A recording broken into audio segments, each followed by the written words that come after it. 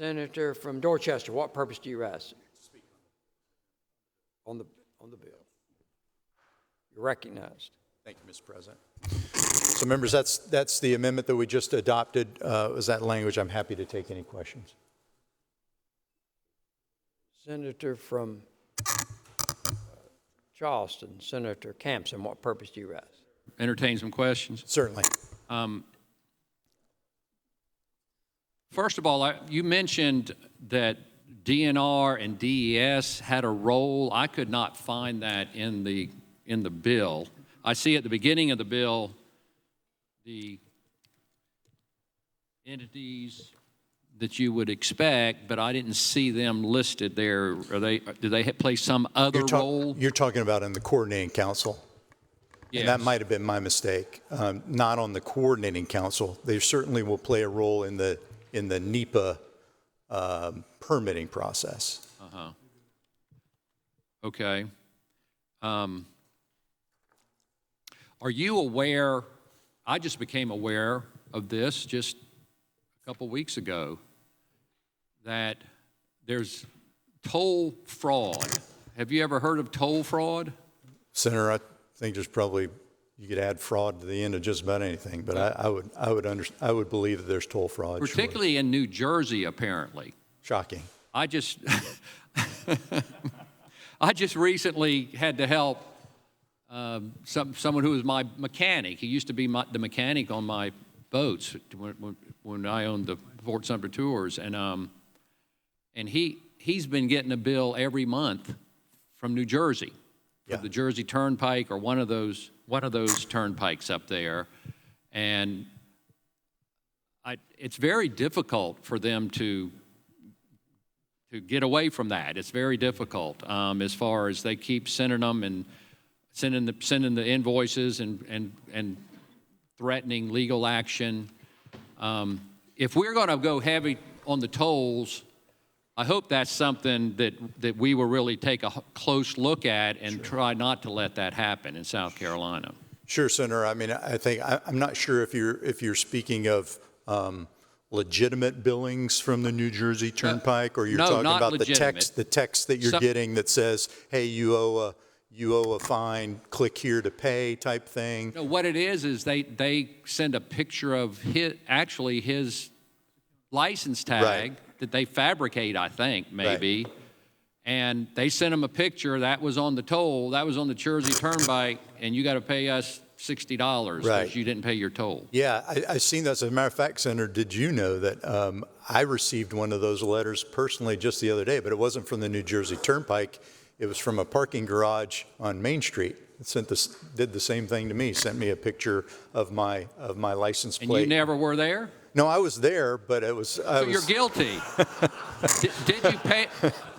You're guilty. Did you pay your toll? It was dark. I didn't think they'd see it. No, Senator, no, in this instance, actually, I paid a valet to park my car, and they parked my car, but yet the garage still sent me a bill. I had to call the valet company and say, "Hey, what's the deal with this?" It got cleared up, but I understand. I mean, those sorts of things happen. Some of them legitimate, some of them illegitimate, and we should certainly crack down on the illegitimate ones. And another thing, Senator, you know, we're the fastest growing state in the nation. Congratulations. Great. And is there anything in this bill when it comes to funding our roads where we can... I probably have built roads 20 times over in my lifetime, not 20, but maybe 4 or 5, because I've lived here all my life. Is there any way we can tap into financially the growth to have those who are moving here, creating the growth, to provide for the roads that they really create the need for? Sure. Yeah, Senator, let me address that because there are some things, there are a number of things that were in the original bill that did not make it to the final version.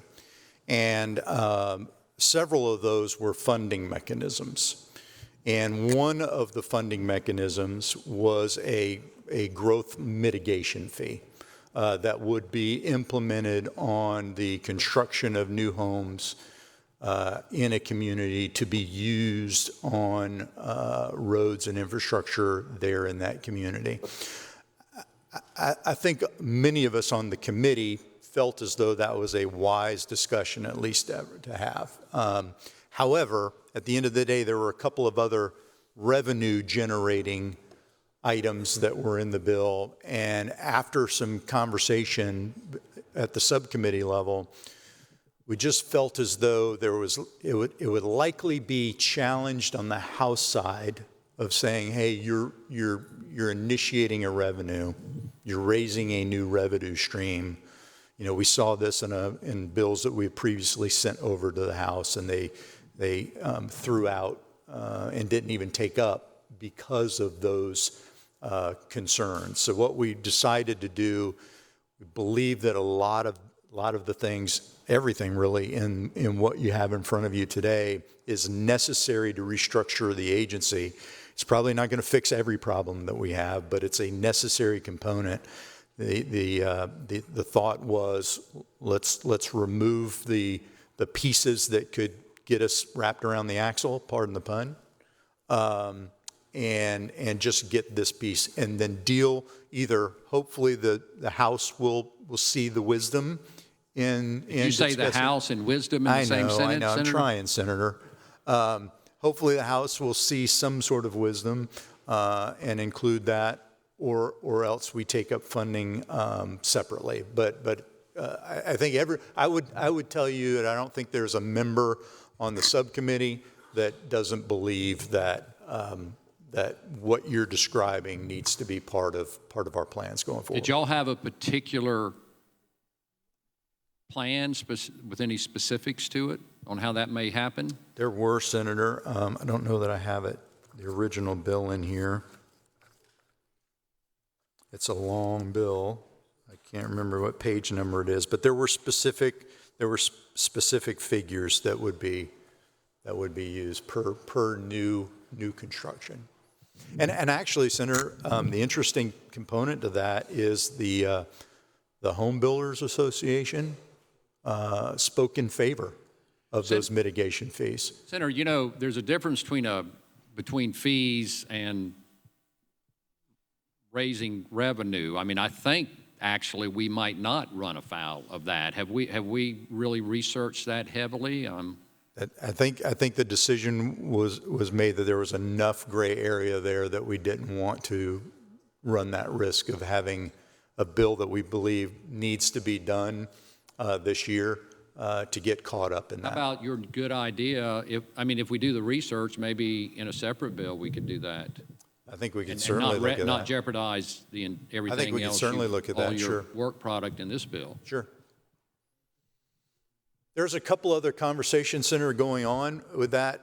There's a concurrency bill going through currently. The senator from Beaufort is shepherding along that talks about a lot of these types of things. So I think a lot of those discussions really do dovetail. Thank you. Come to the senator from Richland, Senator Devine. What purpose do you rise? See if the senator yield for a couple questions. Certainly. Senator Yields, Senator Yields. Thank you, Senator. And I'm excited about this bill. I think it takes us away. Just a couple questions regarding the PPP, the public-private partnership.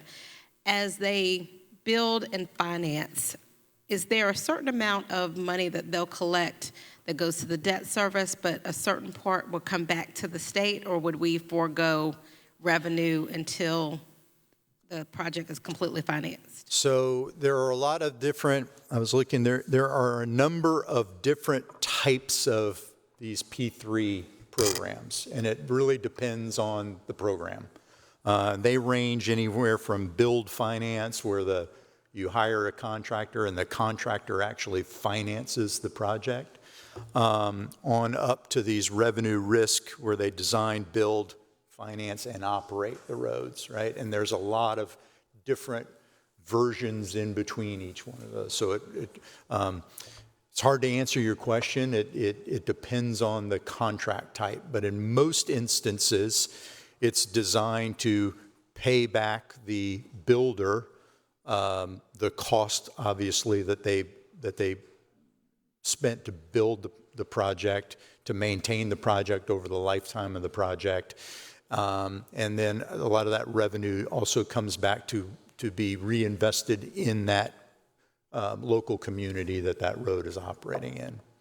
So would the DOT do like an RFP for the Correct. contractor, and then the kind of partnership would be determined through that process? That's correct. The DOT would look at the project and say, which one of these P3s makes sense?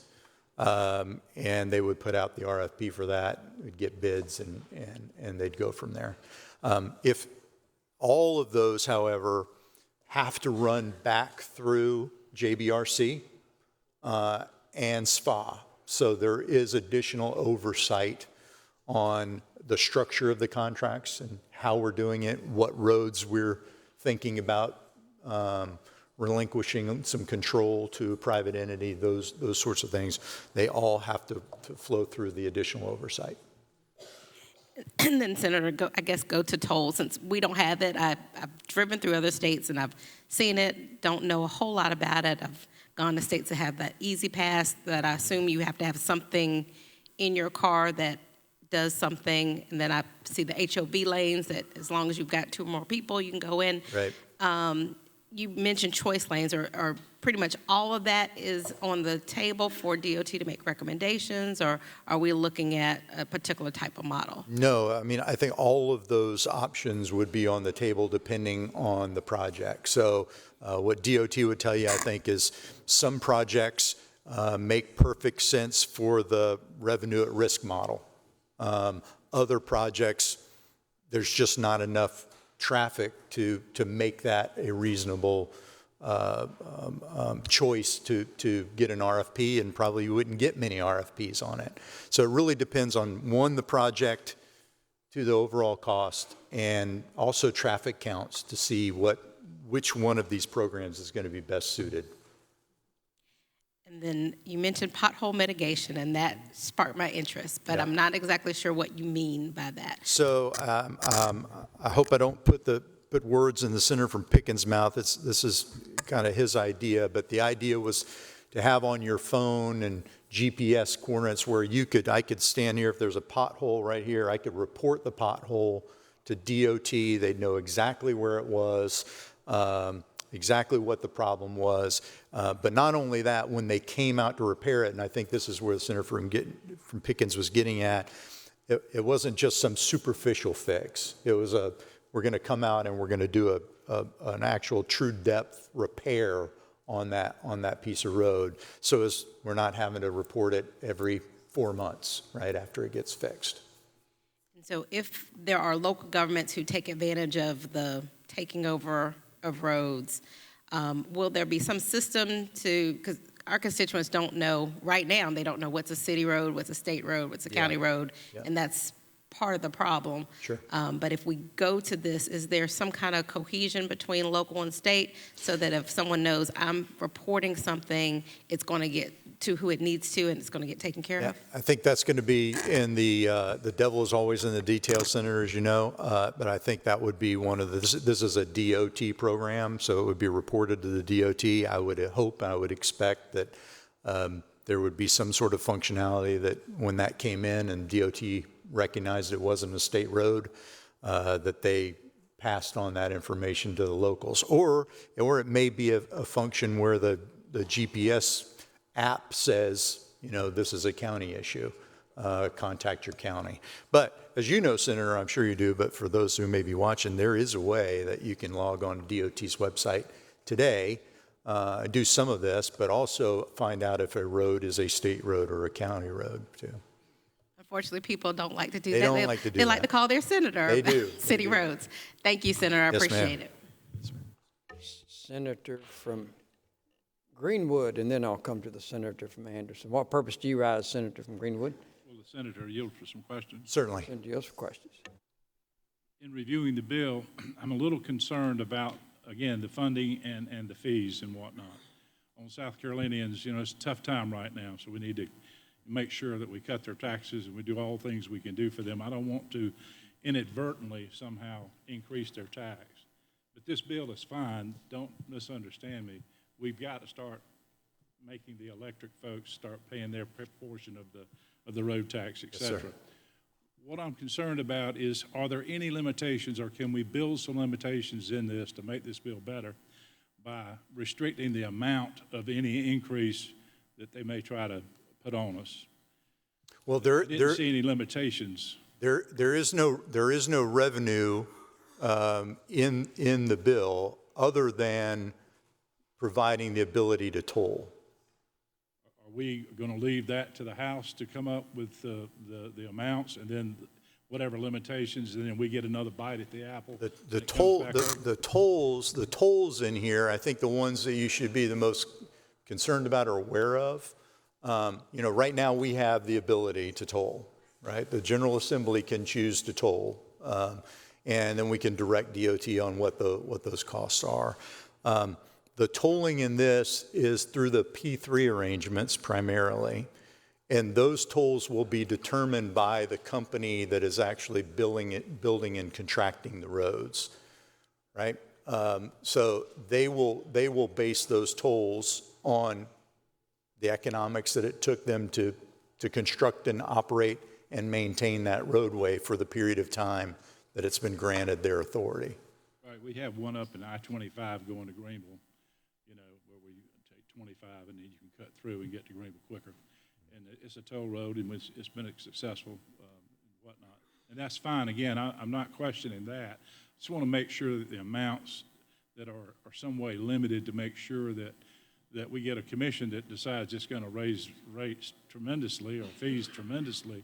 I mean, there should be some limitation to make this bill better. Well, I think the limitation is going to come from the economics. So imagine a roadway, an interstate highway. Let's use Charleston, which I'm familiar with, right? We've got I-26 rolling into Charleston from Somerville.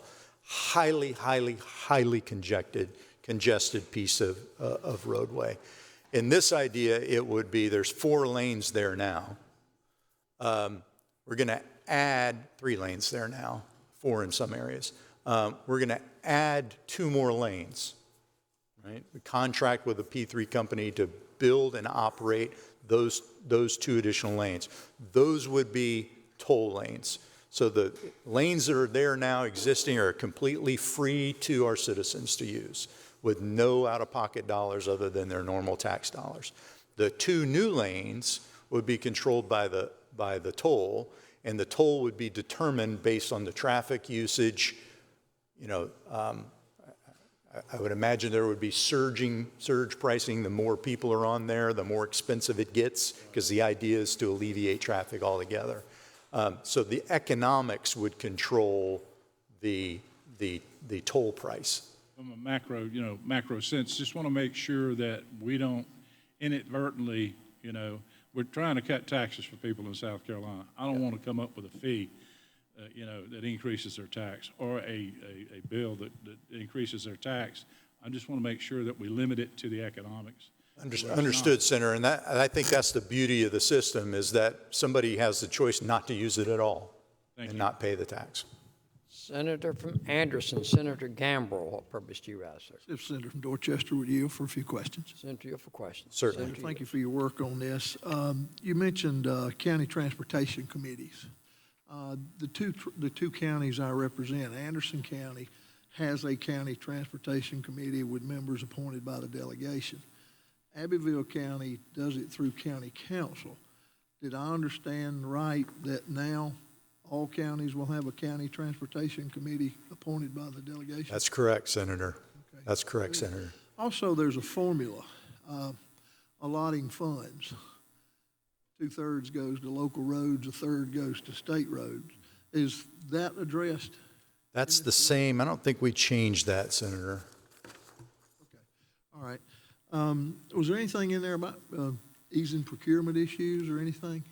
There is some pieces in there to hopefully to ease procurement, mainly in the technology area for some of these tolling systems. But there are components in there to ease the procurement backlog, if you will. So the DOT, again, the idea is to get these things from design to construction to ribbon cutting as quickly as possible. Thank you for your work on this, Senator. Thank you, Mr. President. Thank you, Senator from Greenville. Senator from Calhoun, what purpose do you rise, sir? Thank you, Mr. President. See if the Senator would answer a few questions. Senator Yield for questions. Sure. Senator Yield for questions. Thank you, Mr. President. Senator, thank you. We were having a discussion, so just want to kind of finish that a little bit. I'll start with the 90-year provision, and I do have some concerns with that. Number one, and when I say 90-year provision, that is the maximum, is my understanding, number of years that JBRC/Ports Authority could approve in one of these types of contracts with a private entity to give money to the state, Right. construct the addition of the new lanes, and then operate and maintain said roads. Correct. So I guess my first question would be, where did that 90-year threshold come from? And that's a long time. Yeah, I think, Senator, and I understand your concern to that. And again, to reiterate, you're correct. It's the maximum. It's not what every project will be. But to Senator from Greenwood's point that you made earlier, the tolls on these projects, right, are going to be based on the economics. So the shorter that time period, the more expensive that project, the higher those tolls are going to have to be, right? Sure.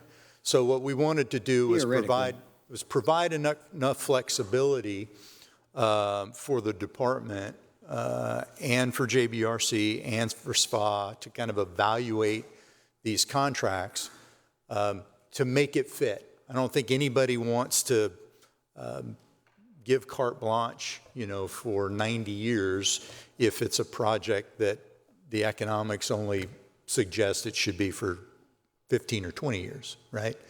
But the larger the project, and that's what these things are really designed for, is these mega projects that the state just does not have the ability to do on its own right now.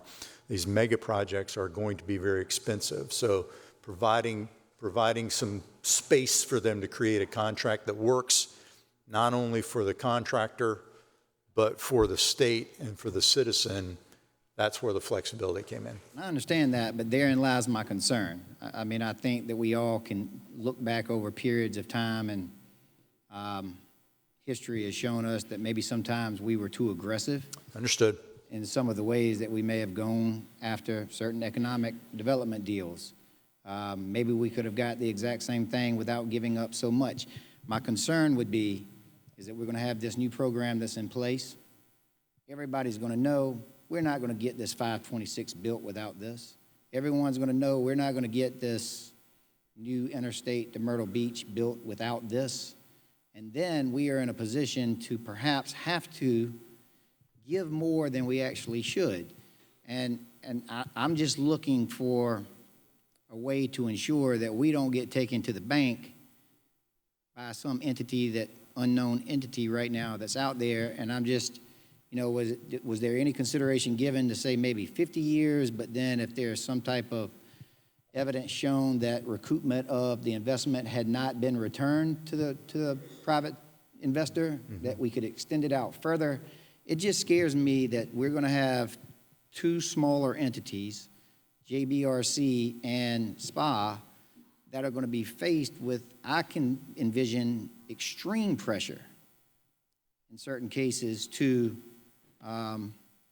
approve a potential contract. Sure. And the said contract, I mean, I hear you that it's got to be based off of the financial factors at hand, but that doesn't mean that that's what the private entity can only offer up.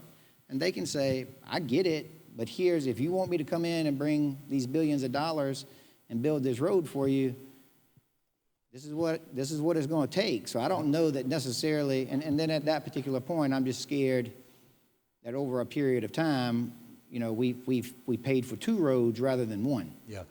Yeah, Senator, look, it's hard to argue with any of the comments that you made, but we are never going to be able to legislate the right contract. Right? That's not our role. Our role is to provide the guardrails and the systems for our professional agencies to go out and execute. And you know, I don't mean to speak for the chairman of finance, but I'll come close to saying, you know, I understand. I serve on JBRC.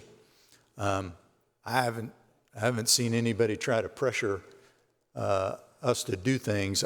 I've seen it the exact opposite, that JBRC has pressured to question and even stopped and slowed down many efforts of agencies to move forward with projects. So to answer your question, though, specifically, there were no conversations at the subcommittee or committee level about is 90 right or 80 or 50 or 40. It was much more centered around what are the governance guardrails to put up around so that there are additional eyes on the contracting process to ensure that whatever project we're putting in place or signing contracts to build, it's the appropriate contract for that program. And I understand that, and I accept that, and I appreciate it, but can I just ask where the 90 came from then? Do you have any idea? It was DOT provided that number. Okay. Am I correct? You know, you never know what to believe now on what you read. But in doing some research, it's my understanding that there are some states that are deploying this method right now. I think Georgia is one of them, correct? Yep. With success, no doubt. But it's my understanding that a lot of times these private partnerships are with foreign countries. Yep. Yeah, so that was an area that I share your concern on now. So right now, this is a method of construction that has been used in Europe for quite some time. So there are many companies that operate in Europe that have a lot of experience with that. They are starting to come over here and operate in the United States. And of course, they have U.S. subsidiaries that are doing that. But that's a question that I brought up. You know, if this is such a great program, you know, why aren't there some American companies getting into the game? Sure. And I think it's probably just a matter of time before they get in the game. But that's a question that came up. But to be honest with you, it's more of a function, I believe, of we just haven't used them a lot in the States. But you're right. Tennessee has used them effectively. Georgia has used them effectively. And look, not every project is right for it, right? Not every project is right for, again, I mentioned there's at least six different types of P3 programs that you can enter into, and not every project is right for every one of those categories. That's where it comes. You have to evaluate the contract. You have to evaluate the project and make sure that we're using the right program for the right project. And I appreciate that. I guess, and I'm kind of building up to, you know, ultimately where I'm going, but, I mean, was there no I mean, a few years ago, I remember we were always having that debate over whether foreign entities should be able to come in and purchase land in the state of South Carolina. And I think there were legitimate concerns of why that, you know, might be a bad thing. I mean, are we leaving it wide open? We're not striking out any maybe foreign adversaries or? Well, it's important to note that at no time do we give up ownership. The state does not give up ownership to a project, right, or a road. We always maintain ownership. So that's probably a little different. You might have a foreign company that's building or constructing. Foreign country even. No, a foreign company. I don't think that, I think the DOT would make it pretty clear that if a Chinese-owned company, we all know that would be a government-owned entity, came into the mix, that probably would not fly JBRC or SFA. But there are other companies, certainly, whether they be Spanish companies, Israeli companies, those sorts of things that are operating in this space. Saudi Arabian companies. I'm not aware of one of those. Yeah, I mean, I just would hate one day that we, you know, end up striking a deal that, you know, would end up bringing revenue, cash flow from South Carolina residents that are paying for this toll road that ended up in the hands of, you know, an entity that we would not want it to end up in. Sure. And then secondarily, what are we doing to ensure, like I'm assuming, how does it, so this theoretically, we strike this deal with the private partner. Are they then in charge of deciding who the contractors for that project are going to be? Yeah, just like it occurs today. You know, you provide the winning bid to the primary contractor. The contractor then goes out and gets their subcontractors. But who approves that it's the winning bid? Are those bids submitted to DOT, or are those bids submitted to the private contractor who essentially is going to be the owner of the road? Of the subcontractors? Yeah. The subcontractors will work with the contractor.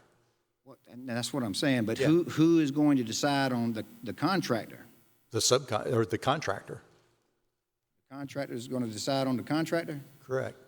Just like when you build your house, if you're going to be I'm not your a own, contractor. if you're going to be your own general contractor, which you could be, you're going to hire the subcontractors, right? If you hire a general contractor, the general contractor is going to hire the subcontractors. You're not going to hire a general contractor and then go contract with. I haven't figured out that loophole on how to be my own contractor yet, but I'm not saying it's a smart thing to do. right, but Yeah. I mean, that's concerning, no? I mean, number one, it's concerning to me that all of our South Carolina homegrown contractors are going to completely be looked over. No, I don't think somebody- so. No, I don't. I disagree with that. I think that those folks are here and they're doing work, and those contractors are going to use the people that are doing work. I don't think you're going to find a company that's going to go out and bring in their own people from everywhere to build a road. They're going to use subcontractors that are already here. Now, there are some concerns. There are some concerns by the subcontractors of you know, what type of contracts they're going to have to sign with that road builder, with that concessionaire, as it's called. And I think those are real, and those are things that we've got to pay attention to, and we got to make sure that DOT knows that you know, we have to protect our local folks as well. So you just made my argument for me, and I appreciate that very much. We don't have any regs being promulgated through this legislation. Could We don't promulgate We don't have any, well, regs. we don't We don't put promulgate them regs. together. We don't put together have any regs. regs being promulgated They by the will. department. They will. But it doesn't say that they have to. No, but it'll be in the contracts that they sign. And again, you know, that's just where I can't even imagine where to begin, the number of lawyers that are going to be involved in this level of contract. It's not going to be, you know. It'll be the same amount of lawyers, Senator, if the state built the roads themselves. Which we have Department of Transportation regulations that dictate how that works. And I'm sure they will use the same methods. I just don't know that, I'm sure is not giving me the level of confidence that I would prefer. Is there a reason why we wouldn't want to stipulate that regulations be promulgated throughout this process? I'm sure that we can discover through this process, debate process, what the reason would be as why you wouldn't want to put that. Sounds like I'm going to have to find out. There you go. And that's good. And then just finally, CTC. Just want to be clear, because I have had some of my counties reach out to me. Obviously, there are, like you said, counties that have had the authority given to the county council to designate who their CTC members are, and in some cases, the counties have placed the county council members Correct. in the role of Correct. commissioners. Obviously, this is going to take it back that we have to affirmatively Appoint. but we could appoint the same people that currently serve. If we wanted to appoint the county council, could we do that under this structure? Senator, I think you would have a hard time complying with the existing law by appointing the entire county council. because of the requirement of the municipal representation. Correct. Now, does that mean that you can't appoint all but one or two of the county council people, and then get some representatives from municipalities? And yes, I think you could do that. Thank you. I appreciate it, Senator. Sure. Senator from Berkeley, Senator Grooms, what purpose do you rise? Sit, Senator, answer a question. Senator Yield for questions. Sure. Senator, with the choice lane legislation, are we inventing the wheel, or has it been used before? It's been used before. Successfully? Successfully. And isn't it designed in such a way as to give the DOT maximum flexibility in delivering a project? Correct.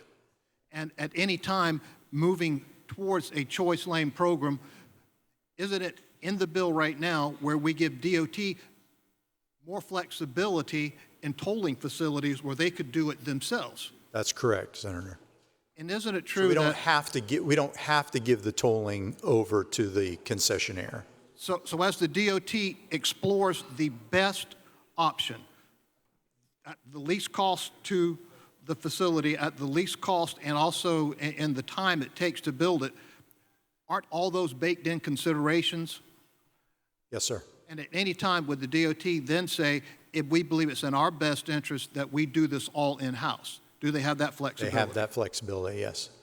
And when it comes to the CTCs, isn't it true that we currently have a state law that governs CTCs? We do, and it's not being followed in many instances. And isn't it true that at one time or another over the last 30 years or so, we had delegations to pass local legislation to amend that, which would probably be held unconstitutional if challenged? I agree with that, Senator, and unfortunately, one of those counties is mine. One of my delegations is mine. One of those delegations is yours, I believe.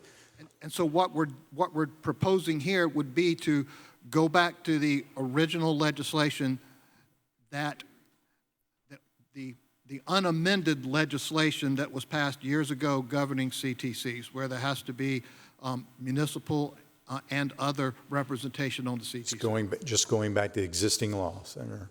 And if the county wanted to appoint their county council members, and if none of them are from a city, wouldn't they be able to expand the CTC to include their county council members and municipal members? They could. There's nothing in the statute that sets the number of members of a CTC. So the main purpose of this legislation is to make it such that the DOT could deliver projects faster and also in a more economical fashion. Correct. Thank you, Senator. That's the primary underlying goal. I can't tell how much I appreciate the time that you and the subcommittee members have placed in this. I know you had at least 3 meetings and multiple other discussions with a host of all different users, and I'm proud of the work that you've done, and I thank you. Thank you, Mr. Chairman. I appreciate that. Thank you, Senator. Senator from Orangeburg, what purpose do you rise? See if you yield. For questions. Sure. Senator Yields for questions. Back on the C Funds Committee, because I think I'm one of the, I've got multiple counties, but I've got some in both categories. Tell me what the problem is with the county council serving, because I can't imagine that there's a single county council. If you take all the county council members, at least one of them doesn't live inside of a city?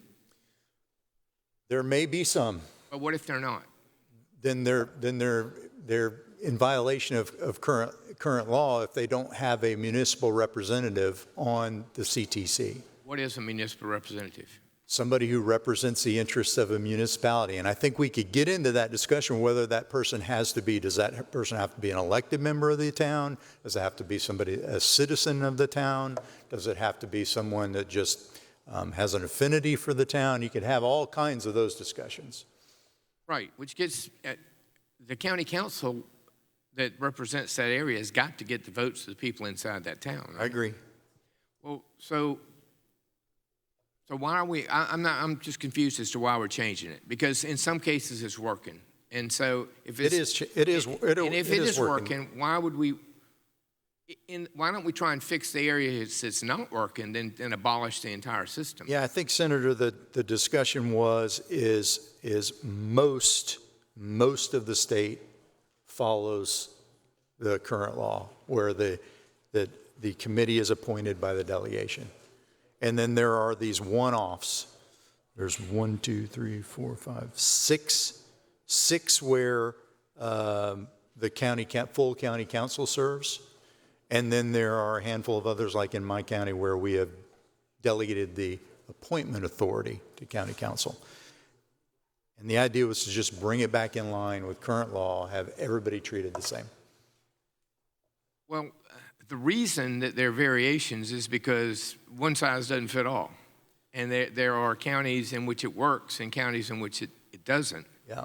And just because it didn't work in one place, we're going to throw out the baby with the bathwater? I don't know that we're necessarily throwing out the baby with the bathwater, but we are trying to there were a number of different options that were thrown out of how you solve the municipal representation that, to be honest with you, were more convoluted than what we have today. Well, why don't we just take out the municipal representation under the theory that anybody who lives in the county represents the municipality that they are? That's certainly an option, but I think you will have the municipal association and most municipalities knocking down our door saying, take that out. Well, I haven't had any municipalities in the counties that I represent that are a variation complain. Well, I've had the folks that represent the municipalities at my door just about every time that we've wanted to discuss this bill. So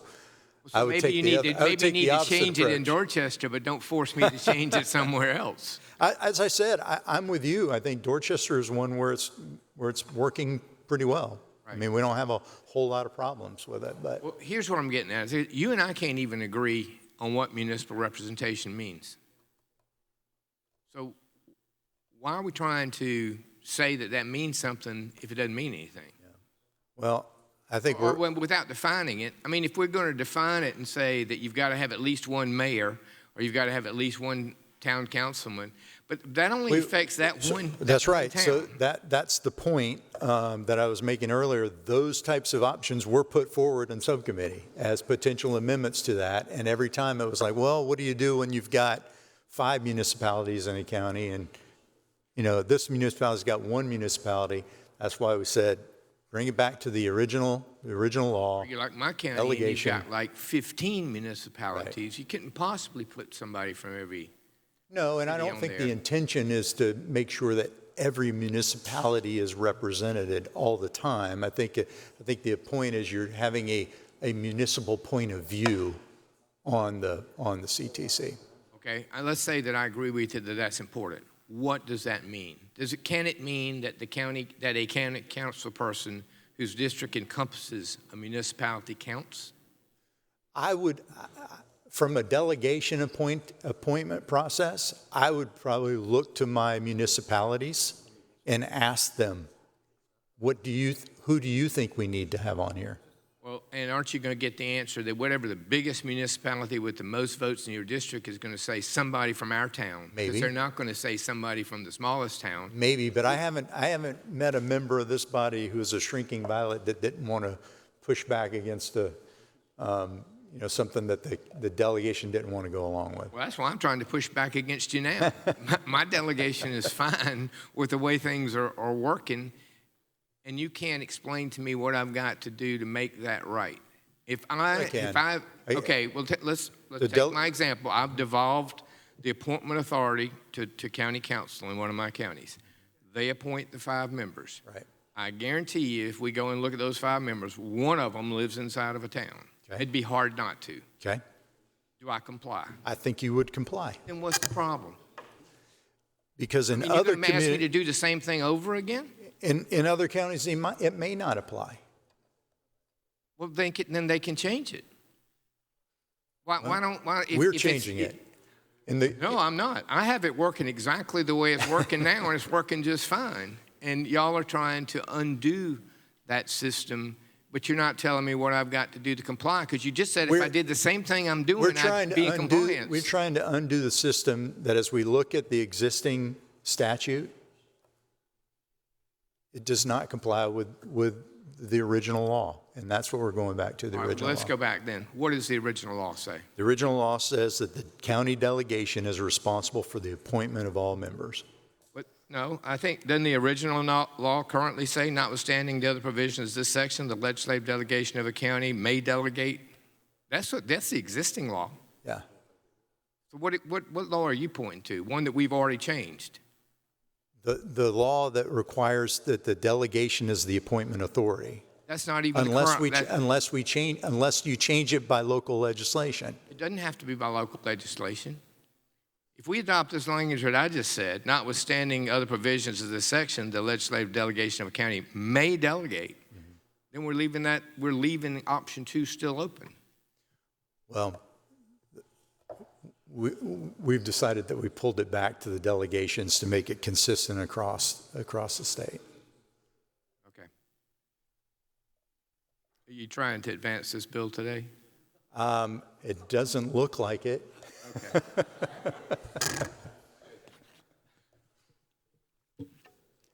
Senator from Greenville, Senator Corbin, then I'll come to the senator from Charles. What purpose do you rise, sir? Senator Yield for a question or two. Yield for questions. Senator Yield for questions. Senator, when you had your exchange with the senator from Charleston, Senator Campson, about the, I guess you could say the been his and come his, could you just real briefly walk me back through that solution in this? I had a question about it. The solution from what, Senator? From having new growth pay for some of this? Yes. Yeah, the solution, there is no solution in this bill from a revenue standpoint. There was a growth mitigation fee that was included in the original bill, along with a fee to increase EV registration fees to get them more in line with the cost that a normal gasoline-powered vehicle provides to the state through their motor fuel user fees. There was also an additional kilowatt per hour charge on public charging stations. All 3 of those revenue sources were removed from the bill. From this amendment. So because I heard you make mention that the home builders were good with it, so that was removed. The home builder surprisingly was supportive of the growth mitigation fees. Yeah. Now, there were other organizations that were not supportive of that, but there were some, and my point was I was just trying to make it that there are some folks out there that have been against those types of things in the past that are now starting to support those because we see the challenge we're faced. One other question, Senator, if you would. So if this passes and and a private entity, company, or whatever, builds a lane, it's a tolled lane, and not going to cost taxpayers anything, you will use that based on a fee. Let's just presume that we have an interstate and there are 4 lanes, 2 going north, 2 going south. Yep. And this company builds that express lane out, say, to the right of the existing 2 lanes, okay? Mm-hmm. Let's say 20 years later, that section needs to be widened again because of all the influx. Mm-hmm. If that company, I presume, may have the opportunity to build a second lane. If they chose not to, and the state decided to build that second lane, then the 2 state lanes, if you were in one of those and were trying to get to the 3rd state lane, you would have to cross over the private lane. How would that be handled? Well, Senator, I'm not sure. If they were going to build a lane on the other side of a already tolled lane, there would have to be some sort of connection point that could get you to those lanes. But I think we're digging into a contract issue that is way beyond the statutory provisions that are put here. And Senator, I'm in favor of the bill, but I just contemplate weird scenarios sometime to where when you drive, you use various lanes provided by the state. Sure. So you're behind a pokey person, you want to get around them or whatever. And what type situation, if you were crossing back and forth over the private lane to utilize the state lanes, how that might play out, I think you probably aren't going to be able to do that, right? You're not going to be able to do that. You're going to have to figure out a different way to construct those additional lanes. Thank you. Senator from Charleston, Senator Tedder, what purpose do you rise, sir? Unanimous consent request. State your request, sir. With the senator from Dorchester holding the floor for a brief introduction. Is there objection? Unanimous consent with the senator from Dorchester holding the floor for an introduction here. No objection, so ordered. The senator from Charleston, Senator Tedder, is recognized for the purposes of introduction. Thank you, Mr. President. Members, if MUSC is within your district, please join me at the well. All right. Mr. President, members of the Senate, today we have the Medical University of South Carolina here, Hospital of the Day. Today, founded in 1824 and recently celebrating its 200th anniversary in South Carolina, MUSC is the state's only comprehensive academic health system. They educate nearly 3,500 students in 6 colleges: dental medicine, graduate studies, health professions, medicine, nursing, and pharmacy. Grounded by the pillars of providing world-class care, increasing impactful research, and educating the next generation of healthcare leaders, MUSC is the healthcare workforce engine of this state. As most of you may know, it's home to the Hollings Cancer Center, the only NCI-designated cancer center in South Carolina. MUSC's top priority is securing NCI Comprehensive Cancer Center designation for Hollings in 2028, the top designation given only to the most elite cancer centers in America. Comprehensive designation combined with the new Comprehensive Cancer Hospital set to open by 2030 will ensure best local cancer care becomes a reality for all South Carolinians. With nearly $394 million in research funding, over 1,400 active clinical trials, 3.21 million patient encounters, 18 hospitals across the state, 34,000 employees, and a statewide economic impact of over $10 billion, Mr. Chairman, MUSC is touching the lives of all South Carolinians, and today we have with us a number of representatives, CEOs, and COOs of MUSC, and we just want to thank you. Please stand and be recognized. We want to thank you for the work that you do. Thank you for representing MUSC. Thank you for investing in South Carolina and providing critical care to all of our constituents. Welcome to the Senate. We're delighted to have you visit. Thank you for your service to our citizens, indeed. We're grateful to you. And Mr. President, as they sat through this robust discussion, I'm sure some will be excited about this extra potential lane for emergency vehicles to go through as well. Thank you, Mr. President. Senator so informed. Thank you, Senator from Charleston.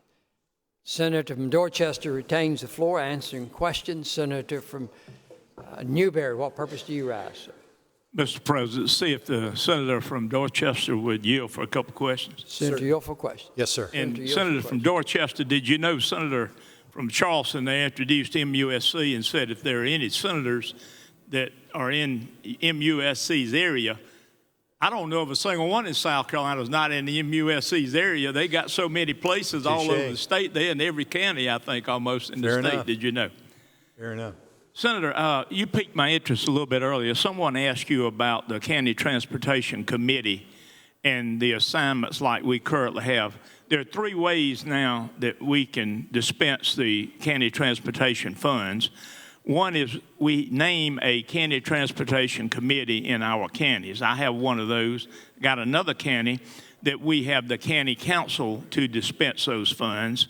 And then third, we can have or pay the Department of Transportation to take care of that chore for us or job for us. So under this, does this change this? I heard you say earlier that you would have a county transportation committee. So does that mean that now every county will have to have a county transportation committee? Yes, this says that the delegation shall appoint a county transportation committee. So my interpretation, and I hope is your interpretation, would be that if there is a county administering these funds now, that now the delegation would have to appoint a county transportation committee, correct? Correct. Sounds good, Senator. Thank you. Yes, sir.